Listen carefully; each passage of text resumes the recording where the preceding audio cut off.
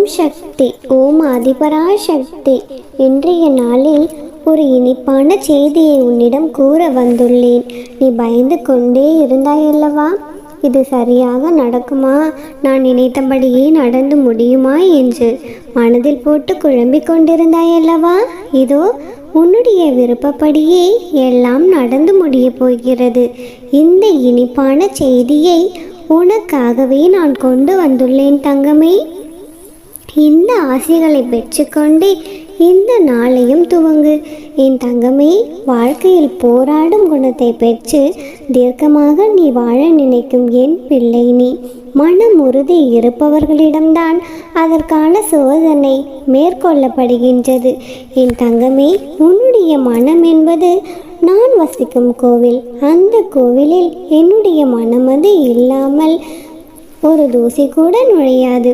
என்னை காண வந்த என்னுடைய பிள்ளையான உனக்கு நிறைய விஷயங்களை புரிய வைக்க வேண்டியது என்னுடைய கடமை. எதற்கு தெரியுமா தங்கமே? நீ இன்னும் வளரவே இல்லை. மனதளவில் நீ இன்னும் சிறு பிள்ளையாகத்தானே இருக்கின்றாய். என் தங்கமே, உனக்கான பக்குவத்தை புகட்ட எனது சிற்றத்தையும் காண்பிக்க வேண்டியதாய் இருக்கிறது. என் தங்கமே, ஏனென்றால் அது ஒரு தாயாக எனது கடமையாகும். உன்னுடைய மனதில் என்னை காண வருவதற்கு முன் பல எண்ணங்கள் குதர்க்கமாக எழுந்தது. அது ஏனென்ற கேள்விக்கு விடை கூறுகிறேன் கேள். என் தங்கமே, என்னை தரிசிக்க வரும் என் பிள்ளையின் மனம் தெளிவாக இருக்கத்தான் வேண்டும். அதற்காகத்தான் என்னை பார்ப்பதற்கு முன் உன்னுடைய மனதில் எழுந்த அத்தனை எண்ணங்களையும் நான் அமைதியாக்க வேண்டியுள்ளது. என் தங்கமே, நீ இப்பொழுது உன்னுடைய துன்பங்களால் வலுவிழந்து மனதளவில் பாதிக்கப்பட்டிருக்கின்றாய். என் தங்கமே, இந்த நேரத்தில் தேவையில்லாத எண்ணங்கள் உன்னிடத்திலும் உன்னுடைய மனதிலும் உன்னுள்ளும் எழ ஆரம்பிக்கும்.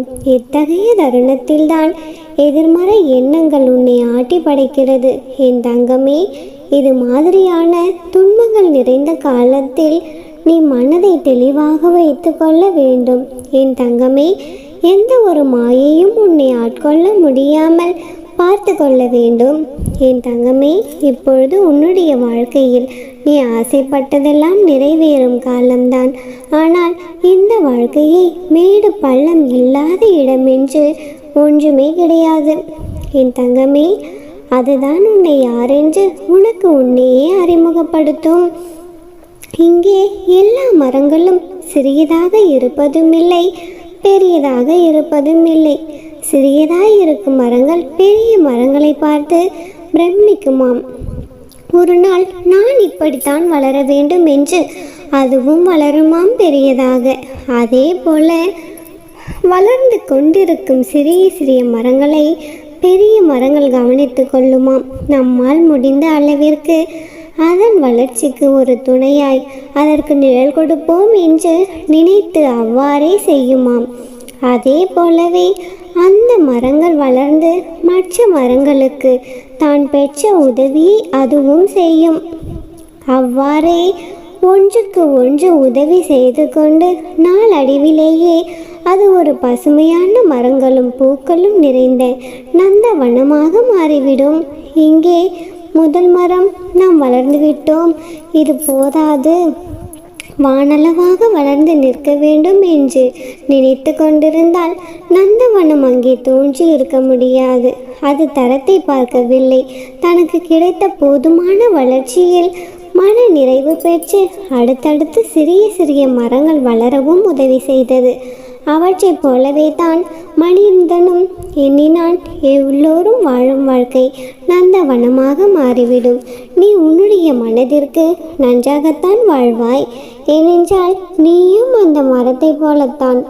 நீ ஒரு பக்கம் வளர வேண்டி இருந்தாலுமே கூட மற்றவருக்கு உதவி புரியும் குணமும் நிறைவாய் உனக்கு இருக்கிறது. என் தங்கமே, அதனால் தான் கூறுகிறேன், நீ நன்றாக வாழுவாய். என்னுடைய பரிபூர்ண அருளும் ஆசீர்வாதமும் உனக்கு என்றென்றும் உண்டு. என் தங்கமே, உன்னுடைய வாழ்க்கையில் நடந்த எல்லாவற்றை பற்றியும் என்னிடம் நீ வந்து சொல்லிக்கொண்டே இருக்க வேண்டும் என்ற அவசியமில்லை தங்கமே. ஏனென்றால் நடந்த எல்லாவற்றையும் நடத்தி கொண்டிருப்பவள் நான் அல்லவா? இது எனக்கு நடக்குமா, இது எனக்கு நடக்காதா என்ற யோசனைகளை பிறரிடம் சென்று கேட்டுக்கொண்டே இருக்காதே என் தங்கமே. நடக்க வேண்டுமா நடக்கக்கூடாதா என்று முடிவெடுப்பவள் நானே இங்கு சர்வாதிகாரி. சகலமும் என்னுள் அடங்கியே இருக்கும் என் தங்கமே. இந்த அன்னையை அம்மாவாக பெற்ற நீ எதற்காக கலங்கிக் கொண்டே இருக்கின்றாய்? நானே உன் அனைவருடைய அந்தரங்க ஆட்சியாளராக இருதயத்தில் அமர்ந்திருக்கின்றேன். இந்த உலகில் கண் அசையும் அசைவற்ற சர்வ ஜீவராசிகளையும் நானே அரவணைக்கின்றேன். இந்த பிரபஞ்சம் என்னும் தோட்டத்தை நானே கட்டுப்படுத்துபவள், ஆட்டுவிப்பவள். எல்லா வர்க்கங்களின் மூலமாகத்தான் நானே எல்லா உணர்ச்சிகளையும் ஊந்துபவள். நானே இங்கு சர்வாதிகாரி. ஒரு முறை நடக்கும் என்று நான் வாக்களித்து விட்டால் அது சர்வ நிச்சயமாக நடந்தே தீரும். இது நடக்க தேவையில்லை என்று முடிவெடுத்து விட்டால் அது நடக்காது என் தங்கமே. ஏனென்றால் மீண்டும் மீண்டும் கூறுகிறேன், நானே இங்கு சர்வாதிகாரி. இப்பொழுது உன்னுடைய மனதில் ஓடும் என்ன ஓட்டங்களை நான் அறிந்தே இருக்கின்றேன் என் தங்கமே. ஒன்றை மட்டும் புரிந்து கொள், பழி வாங்குதலால் எதிரில் உள்ளவர்கள் மட்டும் வீழ்வதில்லை குழந்தையே. அவர்கள் அக்குணம் படைத்தவர்கள்தான். ஆனால் நீயோ அப்படி கிடையாது. உன்னுடைய பண்புகள் வேறு. நீயும் பழிவாங்க வேண்டும் என்று நினைத்தால் அவர்களின் வடிவங்களில் நீயும் ஒன்றாய் மாறுகின்றாய் என் தங்கமே. அப்படி நீ மாறினாய் என்றால் நீயும் விழுந்து உன்னிடம் உள்ள நற்பண்புகளும் விழுந்துவிடும். அது உன்னுடைய நிம்மதியின் கதவை மூடியும் விடும். அந்த கதவிற்குள் சிக்கிக்கொண்டு விடாதே செல்லமே. நீ சிக்கிக்கொள்ள மாட்டாய் என்பதும் எனக்கு நன்றாகவே தெரியும். ஆனால் இந்த அறிவுரை உன்னுடைய ஆன்மாவிற்கல்ல, மாயை நிறைந்த உன்னுடைய மனதிற்கு மட்டுமே. அதனால் உனக்கு அரணாய் என்னை இருப்பவர்கள் உன்னை நெருங்காமல் நானே பார்த்து கொள்ளுவேன். உன்னுடைய மனதில் சிம்மாசனத்தில் அமர்ந்திருப்பவள் நான். இருந்தும் உன்னை விடுவிக்க நானும் உன்னுடைய மாயைகளுடன் போராடி கொண்டிருக்கின்றேன் தங்கமே. அமைதியான நிலையில் இருக்கும் நான் என் பிள்ளையான உன்னை விடுவிக்க, உன்னை காப்பாற்ற அத்தனை ரூபங்களையும் எடுத்தே தீருவேன் தங்கமே. உனக்குள் உன்னை முன்னேற விடாமல் உன்னை முடக்கும் உன் எண்ணங்கள், சிந்தனைகள் என எல்லாவற்றிலிருந்தும் உன்னை நான் விடுதலை செய்வேன் என் தங்கமே. உன்னுடைய மனதை காயப்படுத்தும் உன் மனதிற்கு எந்த நிலைமை என்றால், வெளியில் உன்னை காயப்படுத்துபவர்களை நான் சும்மா விடுவேனா என் தங்கமே? அவர்களை நான் பார்த்து கொள்கிறேன். ஒருவர் உன்னை பழிவாங்கினால் நீ பதிலுக்கு அதை செய்யாதே தங்கமே. இது சிறிய பெரிய விஷயங்கள் என அனைத்திற்கும் நான் கூறுகின்றேன். அவர்களைப் போல் நீயும் இருந்தால் உனக்கும் அவர்களுக்கும் என்ன வேறுபாடு என் தங்கமே? ஒன்றை மட்டும் நன்றாக புரிந்து கொள். நீ என்னுடைய பிள்ளை. உனக்கு என்ன நேர்ந்தாலும், எத்தனை பிரச்சனைகள் உன்னை சூழ்ந்தாலும் பிரார்த்தனையையும் நம்பிக்கையும் கைவிட்டு விடாதே தங்கமே. அதுவே உனக்கு எப்படிப்பட்ட சூழ்நிலையிலும் கை கொடுக்கும் என் தங்கமே. உன் அன்னையாகிய நானே உன் கூடவே நின்று அனைத்தையும் நான் பார்த்து கொள்கிறேன். நம்பிக்கையோடு இரு. நல்லதே நினைக்கும் என் செல்ல பிள்ளையின் வாழ்க்கையில் நிச்சயம் நான் நல்லதையே நடத்தி கொடுப்பேன். அம்மனருளால் இந்த நாள் அழகிய நாளாக நிறைவடையட்டும். ஓம் சக்தி. ஓம் ஆதிபராசக்தி. விஷயங்களை நீ ஆசைப்பட்டு அடைவதற்கான லட்சியத்தில் நீ முன்னோக்கி சென்று கொண்டிருக்கும் பொழுது தடைகளும் தடங்கல்களும் வருகிறது என்று எனக்கு தெரியும். நீ நினைத்த விஷயங்கள் நடக்காமல், நீ கேட்டது கிடைக்காமல் தாமதமாகி கொண்டிருப்பதை நான் பார்த்ததால் தான் அதை அப்படியே உன்னிடம் ஒப்படைப்பதற்காக உனக்கான வரத்தோடு உன்னை தேடி வந்திருக்கின்றேன் என் செல்லமே. ஏதாவது ஒரு விஷயம் நீ நினைத்தது போல நடக்காத பொழுது நீ அதை அடைவதற்கான வழியை தான் மாற்ற வேண்டுமே தவிர்த்து அந்த லட்சியத்தையே மாற்ற வேண்டும் என்று யோசிக்காதே. என் தங்கமே, நீ நினைத்ததும் நீ ஆசைப்பட்டதும் உன்னுடைய லட்சியமும் எல்லாமே சரிதான். ஆனால் நீ அதை அடைவதற்கு தேர்ந்தெடுத்த பாதைதான் தவறாக இருக்கிறது என்பதை புரிந்து கொண்டு வேறொரு வழியை யோசித்தால் உனக்கான நல்ல வழியை உன் அன்னை நானே காட்டுவேன். என் தங்கமே, மங்களகரமான இந்த நல்ல நாளில் நீ நினைத்தது நல்லபடியாக நடக்கும். ததாஸ்து என்று சொல்லி ஆசிர்வதிக்கத்தான் உன்னை தேடி உன் அம்மன் வந்திருக்கின்றேன்.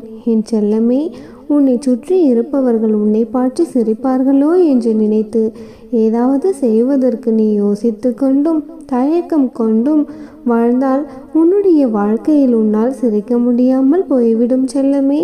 சுற்றி இருப்பவர்கள் ஏதாவது பேசிக்கொண்டோ சிரித்து கொண்டோ கேலி செய்து கொண்டோ எக்காரணமிட்டு சிரித்து கொண்டும் தான் இருப்பார்கள்.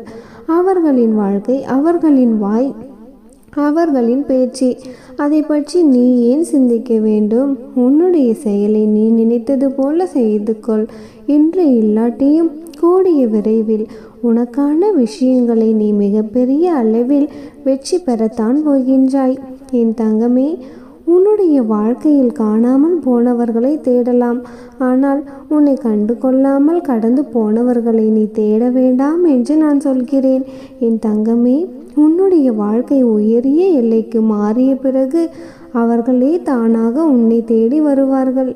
அப்படிப்பட்ட அற்புதத்தை உன்னுடைய வாழ்க்கையில் உன் அன்னை நான் நிகழ்த்தத்தான் போகிறேன். என் தங்கமே, ஏன் தெரியுமா? உன்னை சுற்றி இருப்பவர்களின் பல பேர் மனதில் என்ன இருக்கிறது என்று உனக்கு நன்றாக தெரியுமா? மற்றவர்கள் செய்தால் தவறு என்று சொல்கிறார்கள். ஆனால் அதே விஷயத்தை அவர்கள் செய்தால் மட்டும் அது சரி என்று வாதாடி கொண்டிருக்கிறார்கள். அப்படிப்பட்ட குறுக்கு புத்தி கொண்டவர்களின் கலியுக கால மனிதர்களாகத்தான் எல்லாரும் இருக்கிறார்கள். என் தங்கமே, உன்னுடைய வாழ்க்கையில் இப்பொழுது இருக்கும் நெருக்கடியும் உனக்கு கவலைகளை கஷ்டத்தை தரக்கூடிய விஷயங்களையும் நினைத்து வருத்தப்படாதே. நிலவை சுற்றி இருள் அதிகரிக்கும் பொழுதுதானே அந்த நிலவின் வெளிச்சம் மிகவும் பிரகாசமாக தெரியும். அதே போலத்தான் இப்பொழுது உன்னுடைய வாழ்க்கையில் இருக்கும் துன்பங்களும் கஷ்டங்களும் அதிகரிக்கதான் இது எல்லாம் முடிந்து போய் உனக்கான சந்தோஷம் மிகப்பெரிய அளவில் வந்து சேரும். நடப்பதெல்லாம் நன்மைக்கே என்று நினைத்து கொண்டிருக்காதே. சில சமயங்களில் நடக்காத விஷயங்களும் உனக்கு நன்மைக்கு தான் என்று புரிந்து கொள். என்ன சொல்ல வருகிறேன் என்றால், அந்த விஷயம் நடக்கவில்லை, இந்த விஷயம் நடக்கவில்லை என்று நீ வருத்தப்பட்டு கொண்டிருக்கிறாயே, அது உனக்கு நடக்காதது என்பது நன்மைக்காக என்பதை புரிந்து கொள். துவங்கும் பொழுது எந்த ஒரு விஷயத்தையும் செய்ய ஆரம்பிக்கும் பொழுதே இது கஷ்டமோ என்று யோசிக்காதே. லட்சியம் என்பதை மனதில் உறுதியாக வைத்துக்கொண்டு திரும்பி பார்க்காமல் அதற்கான வேலையையும் முயற்சியையும் நீ தொடர்ந்து செய்தாயானால் அது எவ்வளவு தூரம் இருந்தாலும் உன்னுடைய லட்சியத்தை நான் நிறைவேற்றி காட்சி விடுவேன். என் செல்லமே, உன்னுடைய கனவுகளுக்கு உயிர் கொடு. நீ ஆசைப்பட்டதை அடைய முயற்சி செய். நாளை என்று தள்ளி போடாதே. இன்றே துவங்கு. என்று ஒரு நாள் கிடைக்க போகும் வெற்றி விரைவில் உனக்கு கிடைக்கும்படி உன்னுடைய அன்னை உன்னை நான் ஆசீர்வாதம் செய்கின்றேன். எது உன்னையும் உன் மனதையும் பலவீனப்படுத்துகிறதோ தயக்கமில்லாமல் நீ அதை தூக்கி எறிந்துவிடு என் செல்லமே. எதுவும் மனதிற்கு தைரியத்தையும் தன்னம்பிக்கையும் கொடுக்கிறதோ அது எப்பொழுதும் உன்னுடைய அருகிலேயே வைத்துக்கொள். உன் அன்னையும் நான் உனக்கு நல்லதை மட்டும்தான் செய்வேன். உன்னை மதிப்பவர்களிடம் நீ தாழ்ந்து போய் பணிவோடு பேசுவதில் தவறு கிடையாது. ஆனால் உன்னை மதிக்காமல் அலட்சியம் செய்பவர்களிடம் நீ பேசவே வேண்டாம். நீ வாழ்ந்து காட்டுவதன் மூலமாக அவர்களை நீ பேச வைக்கலாம். நீ உயர்வான வாழ்க்கையை வாழும் பொழுது அவர்கள் உன்னை பற்றி பேசும்படி உன்னுடைய வாழ்க்கையை அமைத்துக்கொள் செல்லமே. அதே நேரத்தில் அதே போல நீயும் பணத்தை வைத்து எந்த ஒரு உறவையும் மனிதனையும் தாழ்வாக நினைக்காதே. ஏனென்றால் பணமும் சரி வாழ்க்கையும் சரி நிரந்தரமில்லாதது. எந்த நொடியில் எப்பொழுது வேண்டுமானாலும் மாறிவிடும். கோடியில் இருப்பவர் மேலே உயர்வார். மேலே உயர்ந்த வாழ்க்கையை வாழ்பவர் தெரு கோடியில் போய் நிற்கக்கூடிய நேரம் வரும். அதனால் யாரிடமும் இருக்கும் செல்வத்தை வைத்தோ காசை வைத்தோ பணத்தை வைத்தோ அவர்களுக்கு மதிப்பு கொடுக்காதே செல்லமே. எல்லாரையும் மனிதர்களாக மட்டுமே நினை. விளக்கின் அடியில் படர்ந்திருக்கும் இருள் எப்பொழுது யாருக்கும் தெரியாதோ அதே போலத்தான் சிலரது வாழ்க்கையில் இருக்கும் கஷ்டங்களும் வெளியில் தெரிவதில்லை. உன்னுடைய கஷ்டங்களையும் நானே தீர்த்து வைத்து உன்னை சந்தோஷப்படுத்துவேன். மகிழ்ச்சியாக வாழ கற்றுக்கொள் தங்கமே.